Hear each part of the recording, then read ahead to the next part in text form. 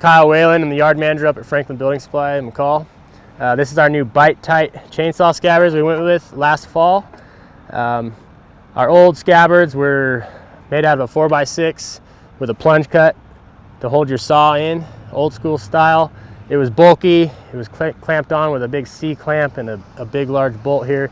The new scabbards are a lot more sleek and easier to use. Chainsaw drops in, couple twists here.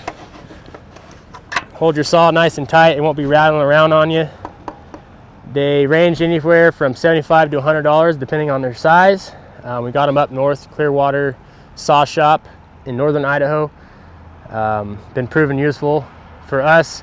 The biggest thing we had to deal with was trying to figure out how to attach them safely and keep them sleek. We went with just a regular hose clamp and cut off the excess and taped, electrical tape, the sharp edges on that hose clamp.